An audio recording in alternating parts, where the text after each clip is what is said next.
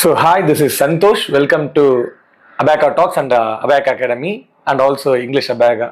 நம்ம சேனல்ல கொஞ்சம் பெருசாகிட்டோம். சரி, லாஸ்ட் வீடியோவில் வந்து பார்த்தீங்கன்னா ரீவேல்யூவேஷன் எப்படி அப்ளை பண்ணுறதுன்றது சொல்லியிருந்தேன். அதை நீங்கள் பார்க்கலன்னா அதை பாருங்கள். இந்த வீடியோவில் சப்போஸ் நீங்கள் ஒரு சப்ஜெக்ட் ஃபெயில் ஆகிருக்கீங்க, இல்லை 2 சப்ஜெக்ட் ஃபெயில் ஆகிருக்கீங்க, இல்லை 3 சப்ஜெக்ட் ஃபெயில் ஆகிருக்கீங்க அப்படின்ற பட்சத்தில் இப்போ இருக்கக்கூடிய சிபிஎஸ்இ 2026 ரூல்ஸ் படி இது எப்படி ஒர்க் ஆகுதுன்றத சொல்ல போகிறேன். ஃபர்ஸ்ட், நீங்கள் ஒரு சப்ஜெக்ட் ஃபெயில் ஆகிருக்கீங்க அப்படின்ற பட்சத்தில் நீங்கள் கண்டிப்பாக இப்போது சப்ளிமெண்ட்ரி எக்ஸாம் அதை வந்து அட்டன் பண்ணலாம். ஓகேவா?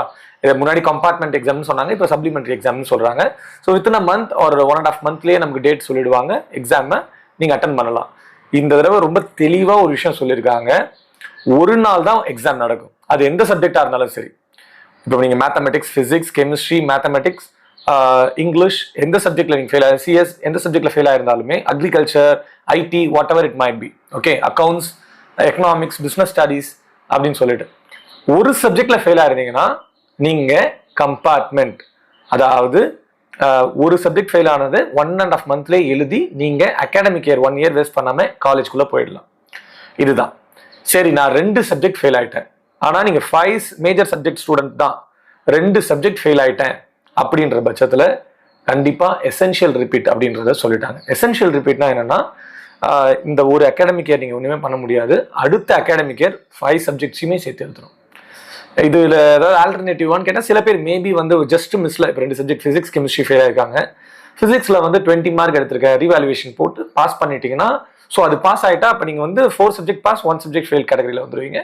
ஸோ அப்போ நீங்கள் வந்து பார்த்தீங்கன்னா நீங்கள் அந்த 1 சப்ஜெக்டை மட்டும் கம்பார்ட்மெண்ட் எழுதி பாஸ் பண்ணிக்கலாம்.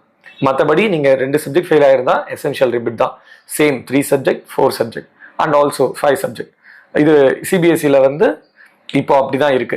இதுக்கு முன்னாடி லாஸ்ட் இயரே வந்து கொஞ்சம் சொல்லிட்டு இருந்தாங்க, 2 சப்ஜெக்ட் வரைக்கும் அலௌட் இருந்தது இதுக்கு முன்னாடிலாம். இப்போ வந்து 1 சப்ஜெக்ட் மட்டும்தான் அலௌட். 2 சப்ஜெக்ட்னா கண்டிப்பா சப்ளிமெண்ட்ரி எக்ஸாம் கிடையாது, எசென்ஷியல் ரிப்பீட் தான்ன்றத தெளிவாக சொல்லிட்டாங்க. எக்ஸாம் டேட்லாம் இன்னும் அனௌன்ஸ் பண்ணல. மேபி இதை நான் ஹோப் கொடுக்கல, பட் மேபி வந்து பார்த்தீங்கன்னா இந்த தடவை 85% தான் பாஸ் கேட்டகரி, கிட்டத்தட்ட 15% ஃபெயில். அதனால ஏதாவது சேஞ்சஸ் கொண்டு வர்றதுக்கு சான்சஸ் இருந்தாலும் இருக்கலாம். இன்னும் அஃபிஷியலாக நமக்கு வந்து பார்த்தீங்கன்னா இன்னும் 10 டேஸில் இல்லை June 2 அந்த மாதிரி வரதுன்னு சொல்லியிருக்காங்க. Okay, and 6 subject students physical education எக்ஸ்ட்ராவாக நாங்கள் எடுத்து வச்சிருக்கோம். நான் 2 சப்ஜெக்ட் ஃபெயில் ஆகிட்டேன், ஃபிசிக்கல் எஜுகேஷன் ஸ்டூடெண்ட்.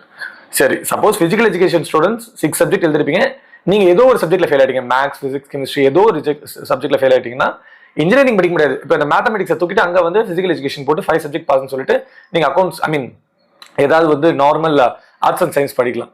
சயின்ஸ்னாலும் சில சப்ஜெக்ட் தேவைப்படும், அது தேவைப்படும், ஆர்ட்ஸ் ஈஸியாக படிக்கலாம்.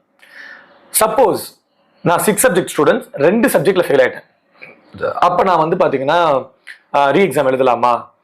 ஃபார் எக்ஸாம்பிள் ஃபிசிக்ஸ், கெமிஸ்ட்ரியில் நீங்கள் ஃபெயில் ஆகிட்டீங்க, அப்போது உங்களுக்கு வந்து ஃபிசிக்ஸ் எழுதணும்னு தோணுதுன்னா கெமிஸ்ட்ரி போயிடும், அது கெமிஸ்ட்ரிக்கு பதிலாக ரீப்ளேஸ் ஆகி தான் ஃபிசிக்கல் எஜுகேஷன் வரும். ஒரு சப்ஜெக்ட் எழுதிங்க. அப்போது 6 சப்ஜெக்ட் வச்சிருக்க ஸ்டூடெண்ட் 2 சப்ஜெக்ட்ல ஃபெயில் ஆனால் ஒரு சப்ஜெக்ட் கம்பார்ட்மெண்ட் எழுதி நீங்கள் பாஸ் கேட்டகரியில் வரலாம். ஆனால் ஆர்ட்ஸ் ஸ்டூடெண்ட் ஆர்ட்ஸ் மட்டும் தான் படிக்க முடியும்.